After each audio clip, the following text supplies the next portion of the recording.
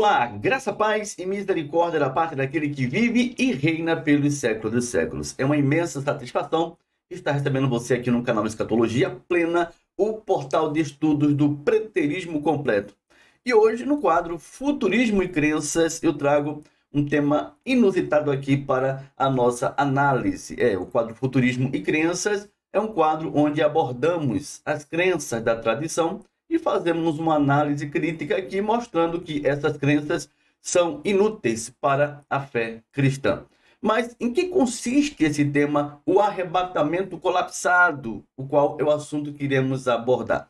Pois bem, recentemente houve um debate no programa Vejam Só, onde reuniu ali dois pastores, um pré-tribulacionista e o outro pós-tribulacionista.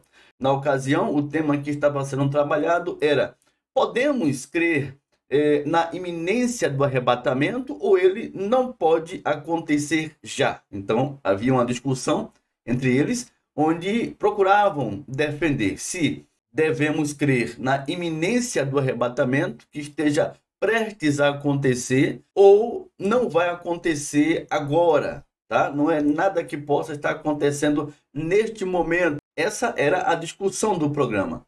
Porém, quando chega no finalzinho do programa, há um colapso nesse debate. Por quê?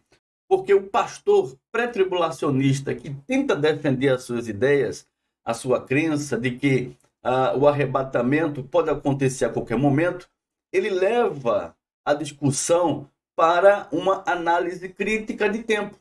E quando essa análise crítica de tempo é trazida no debate, o mediador do debate ele traz as questões para uma escatologia já realizada e faz menção do preterismo na definição da questão de tempo. E causa um colapso enorme, porque tanto o pós-tribulacionista como o pré-tribulacionista ficam sem saber o que falar e a conversa passa a não ter sentido mais daquilo que eles estavam defendendo, justamente por conta do tempo das questões escatológicas tratadas na Epístola de Paulo aos irmãos de Tessalônica, está no primeiro século da era cristã, e nunca para o nosso tempo e nem para o nosso futuro. Então acontece um colapso sem tamanho, eles ficam sem saber o que falar, até que é necessário entrar os comerciais. Isso fica bem evidente aqui nesse vídeo. Vou trazer aqui para vocês, a gente vai analisando aí os pontos. Olha só. Eu vou começando aqui quando o mediador ele apresenta o tema e em seguida a gente pontua o colapso, o qual nos leva à questão do tema desse vídeo. Olha lá.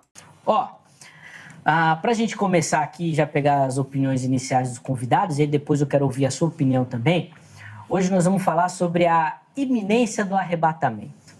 E o que a gente quer saber é, ele vai acontecer logo? Ele pode acontecer logo ou não?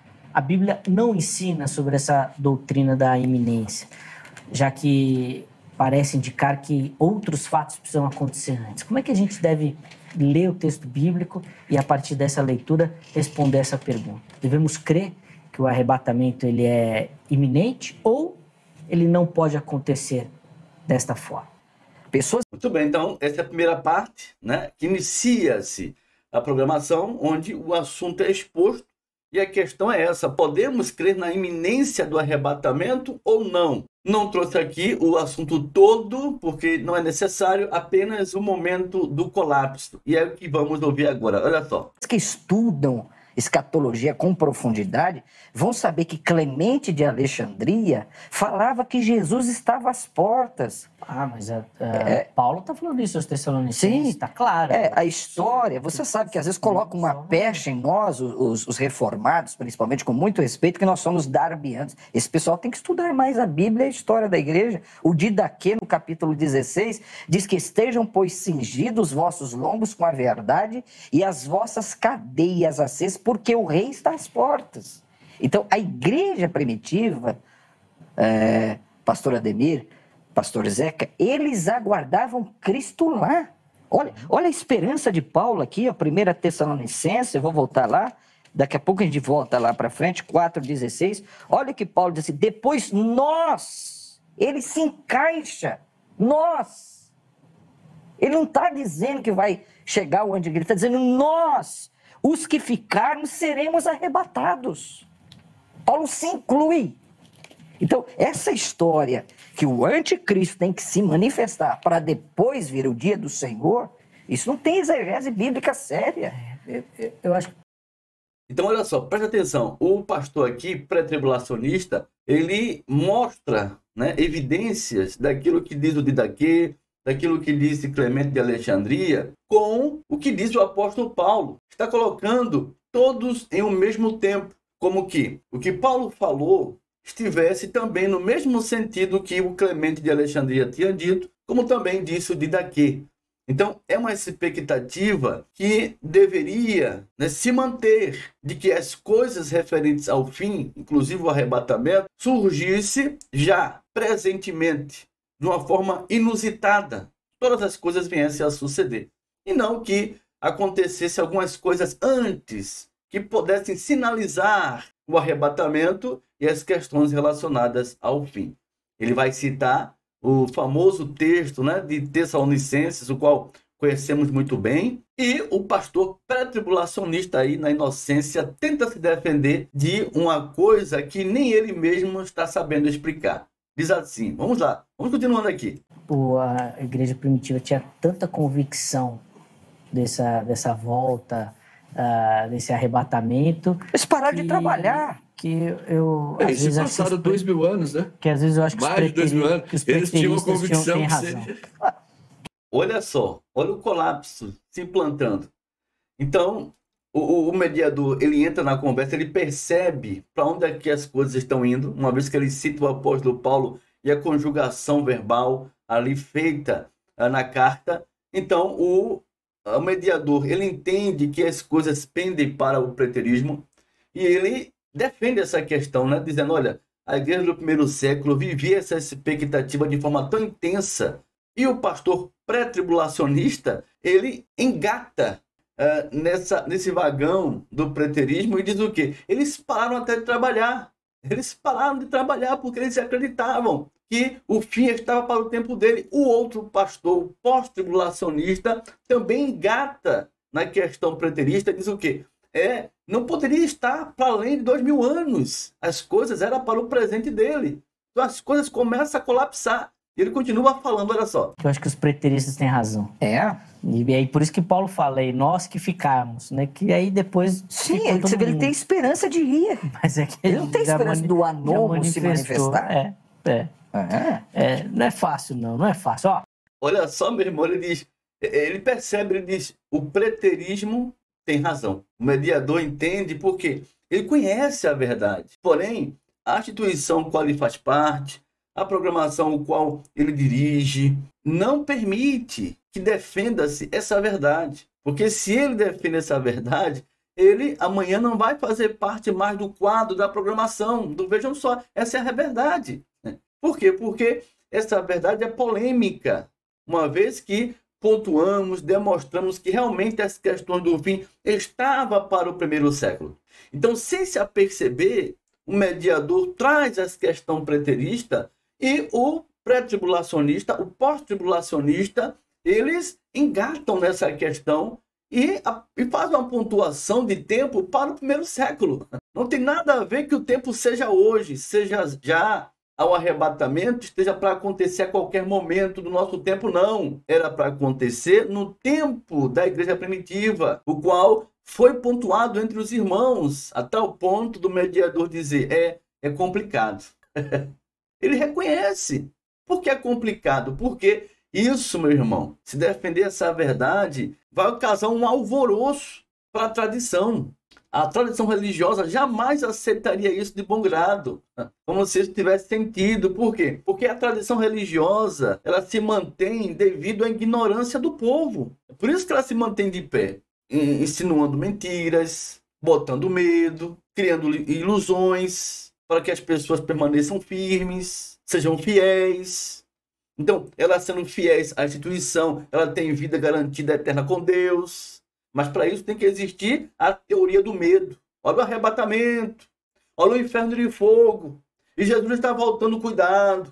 Eu fui vítima disso. Já contei aqui outras vezes, né? Que eu, na minha adolescência, né? Eu trabalhando num caldo de cana lá e tinha que raspar o feixe de cana para poder passar no engenho, na máquina. E eu tinha sido recém-convertido, né? A uma dessas denominações religiosas, cheio de fardo, não pode isso, não pode aquilo, né? Grandiosa aqui do nosso país. Eu fiz parte dessa denominação.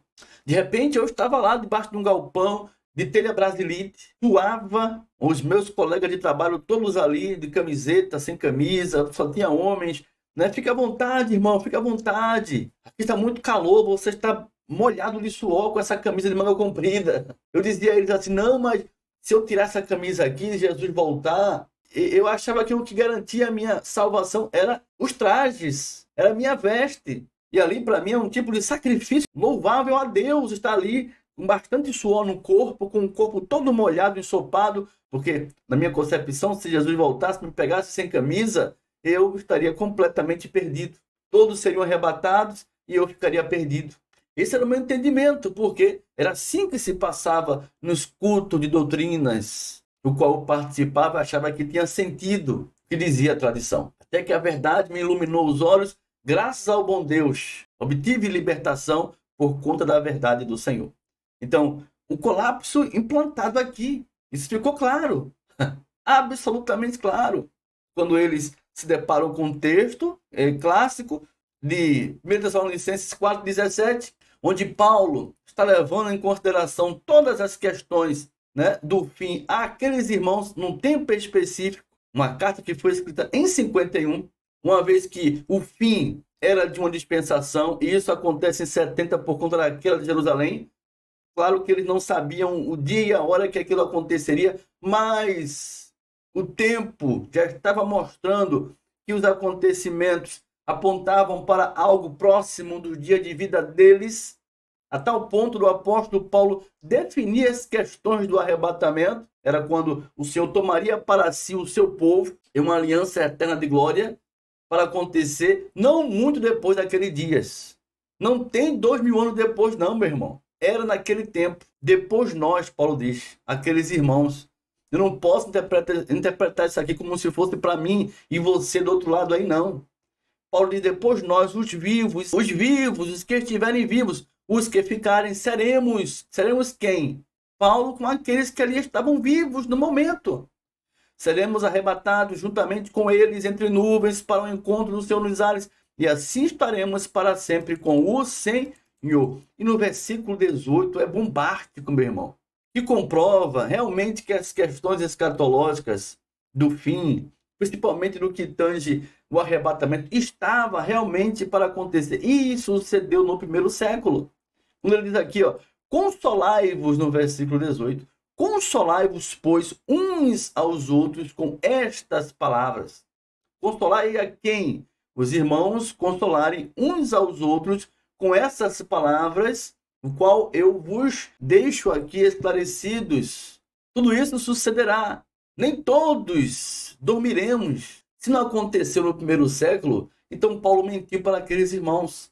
Aqueles irmãos partiram sem o consolo necessário, porque a vinda não aconteceu naquele tempo. Eles viveram em uma esperança não saciada, porque não aconteceu nos dias de vida deles. Então, se não aconteceu nos dias de vida deles, uma vez que um apóstolo, o apóstolo Paulo, o maior dos apóstolos, falou para eles, escreveu para eles essas coisas, não aconteceu, uma vez que Paulo disse que nós, os que ficarmos, ele se incluiu nesse tempo, e poderia estar até vivo quando essas coisas sucedessem. Quem vai garantir hoje? Quem pode garantir que essas palavras possam estar acontecendo em nosso tempo, em nossos dias? Quem é o pastor que tem autoridade divina maior do que o apóstolo Paulo hoje, que possa dizer assim, está para acontecer em nossos tempos, está para acontecer em nossos dias? O arrebatamento acontece já. O arrebatamento vai acontecer depois do homem da iniquidade, um líder religioso, um líder político que surgirá, mas acontecerá. Qual pastor, seja ele pré-tribulacionista, seja ele pós-tribulacionista, que tenha autoridade divina acima dos apóstolos, inclusive do apóstolo Paulo, que poderá dar sentido que essas coisas do arrebatamento está para suceder a qualquer momento de nossa era? Nenhum. Essa é a realidade, meu irmão.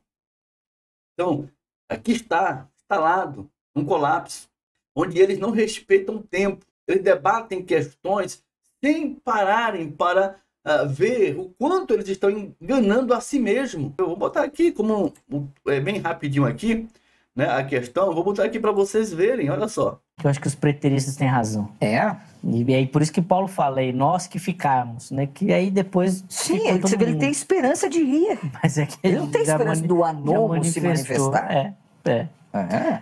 Não é fácil, não é fácil. Não é fácil, meu irmão. Ele sabe, então entrou em colapso. O arrebatamento acontece ou não acontece, meus queridos? Já aconteceu. E a questão é, ou é o solo da escritura, ou as escrituras ela tem razão, ou a tradição tem razão. Ponto final. Você que escolhe, tá? Defender um arrebatamento, tanto na linha pré-tribulacionista como na linha pró-tribulacionista, são fraudes. São erros escatológicos, porque não se respeita o tempo. Tudo está no passado. Todas as questões do fim ficaram lá atrás, na queda de Jerusalém. Então está aí o arrebatamento colapsado da tradição. Espero que essa análise tenha sido bastante interessante para você, tá? Não deixe de curtir e compartilhar para o teu amigo, para a tua amiga, que vive essa ilusão escatológica de tempo, achando que a qualquer momento o arrebatamento deva acontecer, ou até mesmo depois de um tal suposto anticristo que venha a surgir. Seja lá o pensamento que ele ou ela tem a respeito dessa questão, com certeza esse vídeo há de esclarecê-los, tá bom? Um grande abraço e até a próxima oportunidade, querendo Deus, em nome de Jesus. Graça e paz!